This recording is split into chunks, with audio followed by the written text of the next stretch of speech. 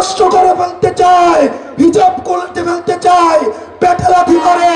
তারা যদি ক্ষমতায় আসে তারা সমস্ত বাংলাদেশকে বিভস্ত করে ফেলবে। এই ভারতীয় নতুন এজেন্টরা আমার মা বোনদেরকে বলে তাদের কাপড় নাকি খুলে ফেলা হবে। আপনারা যারা ভোট দখল করার প্রস্তুতি নিচ্ছেন, আপনারা যদি ভোট দখল করার প্রস্তুতি নিয়ে থাকেন, সকালে যখন বের হবেন আপনারা আপনাদের স্ত্রীর কাছ থেকে, সন্তানের কাছ থেকে, বাবা মায়ের কাছ থেকে দোয়া পড়ে বের হবেন। এই জুলাই যোদ্ধারা যাদের জীবনের মায়া ত্যাগ করে, হাসিনার রক্ত চক্ষুকে উপেক্ষা করে, কামান ট্যাঙের ভয়কে উপেক্ষা করে, মিলিটারি গোলা বারুদের ভয়কে উপেক্ষা করে যেই ছাত্র জনতা রাস্তায় নেমে এসেছে, তাদেরকে ভোট দখলের ভয় দেখায়েন না। এই ভোট দখলবাজ যারা ভোট দখল করতে চায় তাদেরকে প্রতিহত করতে আমার ছাত্র শক্তি এবং শিবিরের ভাইয়েরাই যথেষ্ট। প্রিয় মা বোনেরা, আপনাদের সন্তান নির্বাচনে দাঁড়িয়েছে।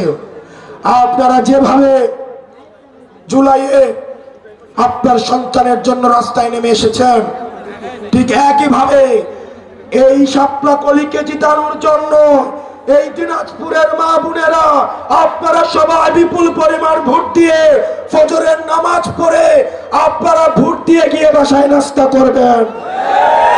আপনাদের আঁচলের পরম স্নেহে, পরম মমতায় আমাদেরকে আগলে রাখবেন।